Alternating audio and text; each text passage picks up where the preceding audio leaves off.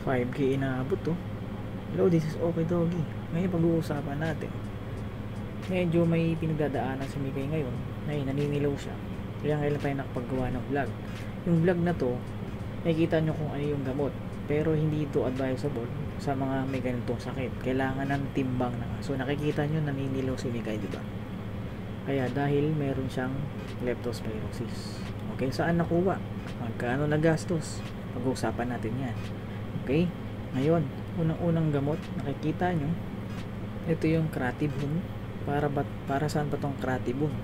Sabi ng doktor, Cratibun para yan sa kidney, tumaas yung creatinine niya, saka may problema rin siya sa liver. Itong Doxy naman para sa dugo. Yung dugo ni Mikay may problema, yun yung dahil sa maraming garapata, yung mga virus ng garapata, yun yung gamot, doxycycline. Tapos itong Essentiale, yung nasa capsule, okay, ito yung para sa liver, kasi yung liver ni Mikay namamaga, okay, may problema. Elsibit naman para sa vitamins, pampagana kumain, kasi nangihina na siya, wala na siyang gana kumain, kaya kailangan natin ng backup. Okay, yung Hemacare para yan sa dugo rin niya, okay, para luminis yung dugo niya. Okay, yung mga maintenance ni Mikay. Okay, magkano nga ba inabot niyan? Okay, yung si Mikay yung naninilaw yung tiyan niya. Okay, kasi nga nagka-problema dahil bila nag-breakout yung garapata dito.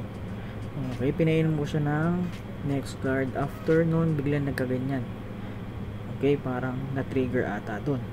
Ngayon, sabi ng doktor, nagpa-check kami, yung two-way test, yung blood test, yun, positive nga siya sa Ehrlichia, nakukuha sa garapata. Yung virus nang galing sa garapata na transfer sa kanya, ito yung nangyari, nanilaw si Mikay. Okay, kasi may tama yung kidney ni Mikay. Okay, yan yung nagastos natin. Okay, yan o, 4-way test, tapos meron ding mga vitamins para bumalik yung gana niya. Ito yung reseta. Okay, advice ko lang, yung reseta depende sa timbang ng aso. Hindi yan porket ganyan yung sakit ng aso nyo, ganyan na rin yung gamot ng aso nyo. Okay, depende yan sa timbang saka sa resulta ng alaga natin aso.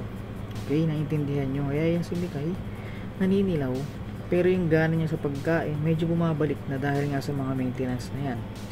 Okay, yung mga presyo tingnan nyo na lang sa Shopee, meron yan. Itong Essentiale yan para sa liver yan. Yan medyo may kamahalan, kaya sa generic na lang ako bumili. Okay, natapon pa. Sa generic ako bumili, medyo 21 pesos. Kasi kung branded ang bibilin mo, umaabot siya ng 40 to 50 pesos. Kaya sa generic lang tayo bumili para makatipid kahit pa paano. Pero yung epekto niyan, same lang din naman. Okay?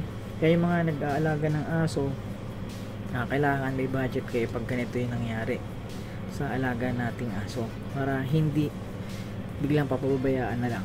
Okay, pa bago kayo kumuha ng aso, kailangan talaga pag-isipan nyo. Kasi pag nangyari ganito, si Mikay medyo may edad na rin, kasi pa 7 years old na siya. Isang beses, yan, yung garapata nag-breakout dito, dumami sa kanya. Okay, binila namin siya ng higaan kasi, tapos di namin alam yung garapata at doon nag-stay sa higaan niya. Okay, kaya yun, 1 to sawa yung garapata sa kanya. Yung virus nalipat galing sa garapata napunta sa aso. Okay, ano lang po mga ka-okay doggy, sana nakatulong to sa inyo.